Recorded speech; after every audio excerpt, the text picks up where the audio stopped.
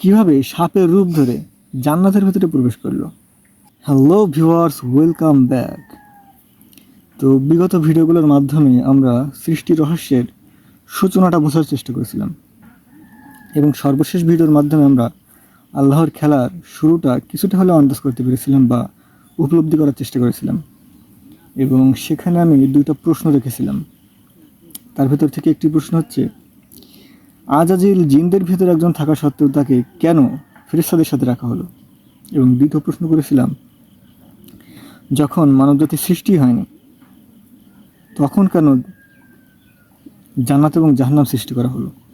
অর্থাৎ মানবজাতি সৃষ্টির পূর্বেই কেন জান্নাত এবং জাহান্নাম সৃষ্টি করা হলো। তো আশা করি এই দুইটা প্রশ্নের উত্তর বা এই দুইটা প্রশ্ন যদি আপনি গভীরভাবে উপলব্ধি করতে পারেন, তাহলে আপনি বুঝতে পারবেন রাসূল সাল্লাল্লাহু আলাইহি সাল্লাম কেন উম্মতি উম্মতি বলে কাঁদতেন এবং আল্লাহকে কেন বলেছিলেন যে আমার একটি উম্মাদকে রেখেও আমি জান্নাতে প্রবেশ করব না, কেন বলেছিলেন। তো যাই হোক, আমরা সেই পূর্বের বিগত ভিডিওগুলোর ধারাবাহিকতায় চলুন আজকের ভিডিওটা শুরু করি, আজকের আলোচনা শুরু করি। তো সর্বশেষ আলোচনা করেছিলাম যে ইবলিশকে লাঞ্ছিত করা হলো এবং সেই ইবলিশে পরিণত হলো এবং আদম আলাইহিস সালামকে আল্লাহ কৌশল করে সম্মানিত করলেন এবং ফেরেশতাদেরকে সেজদা দেয়ালেন। তো এরপর আল্লাহ আদম আলাইহিস সালামকে জান্নাতে থাকতে দিলেন এবং আল্লাহ আদম আলাইহিস সালামকে বললেন যে তিনি যেন জান্নাতের নাজ নেয়ামত ভোগ করে এবং একটি ফল গাছ তাকে দেখালেন যে এই গাছের ফল যেন আদম আলাইহিস সালাম না খান, নিষেধ করলেন। এবং ইবলিশে পরিণত হলো এবং ইবলিশকে আসমান থেকে নামিয়ে দেওয়া হলো। তো একটা পর্যায়ে আদম আলাইহিস সালাম জান্নাতে নাজ নেয়ামত ভোগ করতে থাকলো, কিন্তু ভেতরে ভেতরে একাকিত্ব বোধ করতে লাগলেন। তো এরকম একটা সময় আল্লাহ যখন বুঝলেন যে আদম আলাইহিস সালাম খুব একাকিত্ব বোধ করছেন, তখন আল্লাহ আদম আলাইহিস সালামের সঙ্গী তৈরি করলেন, আমাদের আদি মাতা হাওয়া আলাইহিস সালামকে সৃষ্টি করলেন এবং আদম আলাইহিস সালাম এবং হাওয়া আলাইহিস সালাম একসাথে থাকতে লাগলেন জান্নাতে। তো একটা পর্যায়ে ইবলিশ সাপের রূপ ধরে জান্নাতে প্রবেশ করলেন এবং হাওয়া আলাইহিস সালামকে বিভিন্ন লোভ দেখালেন এবং সেই নিষিদ্ধ ফল খাওয়ার জন্য উদ্বুদ্ধ করলেন এবং হাওয়া আলাইহিস সালামও একটা পর্যায়ে সেই নিষিদ্ধ ফল খেলেন এবং একটি ফল লুকিয়ে রাখলেন যেটা আদম আলাইহিস সালামকে খাওয়াবেন।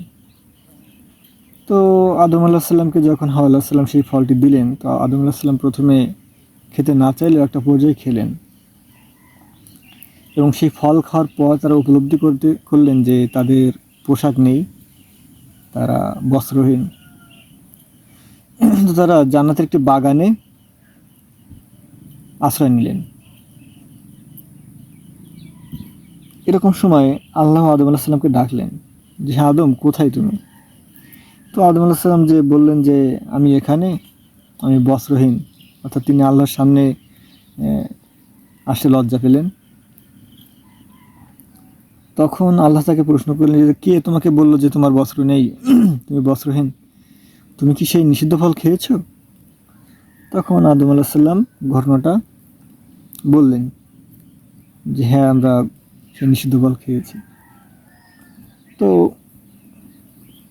আল্লাহ কিছুটা রাগান্বিত হলেন এবং তখন আদম আলাইহিস সালাম এবং হাওয়া আলাইহিস সালামকে পৃথিবীতে পাঠালেন, নামিয়ে দিলেন এবং ইবলিশকেও পৃথিবীতে নামিয়ে দিলেন। অর্থাৎ এই পর্যায়ে পৃথিবীতে শুধুমাত্র আদম আলাইহিস সালাম এবং হাওয়া আলাইহিস সালাম মানুষদের ভেতরে, আর কোনো মানুষ নেই। এবং ইবলিশকেও নামিয়ে দিলেন। এই পর্যায়ে আমার কিছু প্রশ্ন বা আলোচনার মূল যে বিষয়টা, সেটা আশা করি আপনারা উপলব্ধি করার চেষ্টা করবেন। আমার প্রশ্ন হচ্ছে, দেখুন, আল্লাহর আসমান 7টি স্তরে বিভক্ত করলেন এবং এই আসমানগুলো প্রতিরক্ষার জন্য বা দেখভাল করার জন্য প্রহরীর ব্যবস্থা করেছেন আল্লাহ। বিভিন্ন ফেরেশতারা এই আসমানগুলো পাহারা দেন, আসমানের প্রত্যেকটা দরজায় ফেরেশতারা পাহারা দেন এবং জান্নাতেরও প্রত্যেকটা দরজায় ফেরেশতারা পাহারা দেন। এবং আল্লাহ কোনো সৃষ্টি থেকে গাফেল নন, তিনি প্রত্যেকটা সৃষ্টি সম্পর্কেই অবগত। এরকম একটা পর্যায়ে ইবলিশ কিভাবে সাপের রূপ ধরে জান্নাতের ভেতরে প্রবেশ করলো, এই বিষয়টা কি আল্লাহর অজানা? আদম আলাইহিস সালাম অস্থির হয়ে পড়লেন, তিনি নিঃসঙ্গতায় ভুগলেন, এই বিষয়টা পর্যন্ত আল্লাহ বুঝলেন এবং তার সমাধান হিসাবে তিনি হাওয়া আলাইহিস সালামকে সৃষ্টি করলেন, আদম আলাইহিস সালামকে একটি সঙ্গী উপহার দিলেন। তো আল্লাহ যখন আদম আলাইহিস সালামের অন্তরের বিষয়টা বুঝতে পারেন, তাহলে ইবলিশ একটা সাপের রূপ ধরে জান্নাতে কীভাবে প্রবেশ করলো, আর এই বিষয়টা আল্লাহর কি অজানা? উপলব্ধি করুন। যৌক্তিক এবং বাস্তবিক দুইভাবে চিন্তাভাবনা করুন। আরেকটি প্রশ্ন, আদম আলাইহিস সালামকে জান্নাতে সকল নাজ নেয়ামত ভোগ করতে দিলেন আল্লাহ, তাহলে ওই একটি গাছের ফল কেন খেতে নিষেধ করলেন? আর নিষিদ্ধ ফল গাছটি কেন আদম আলাইহিস সালামের নাগালের ভিতরে রাখলেন? তিনি তো চাইলে আদম আলাইহিস সালামের নাগালের বাইরে রাখতে পারতেন, কিন্তু কেন আদম আলাইহিস সালামের নাগালের ভেতরেই রাখলেন এবং আদম আলাইহিস সালামকে গাছটির ফল খেতে নিষেধ করলেন? আদম আলাইহিস সালামকে যে নিষেধ করলেন, আদম আলাইহিস সালাম তো গাছটির ফল খায়নি, কিন্তু তিনি নিঃসঙ্গতায় ভুগলেন এবং তার সঙ্গী হিসাবে আল্লাহ হাওয়া আলাইহিস সালামকে সৃষ্টি করলেন এবং হাওয়া আলাইহিস সালাম আদম আলাইহিস সালামকে সেই ফলটি খেতে উদ্বুদ্ধ করলেন। হাওয়া আলাইহিস সালামকে উদ্বুদ্ধ করলেন ইবলিশ। এই বিষয়গুলোর কোনোটাই কি আল্লাহর অজানা? চিন্তা করুন, ভাবুন।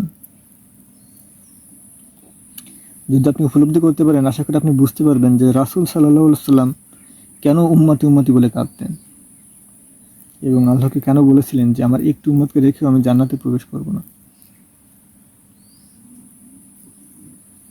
রাসূল সাল্লাল্লাহু আলাইহি সাল্লাম কেন কাঁদতেন?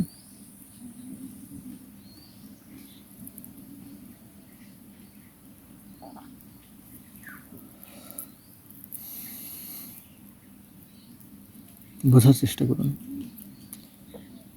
এই বিষয়গুলো কি তাহলে আল্লাহর সেই পরিকল্পনার অংশ?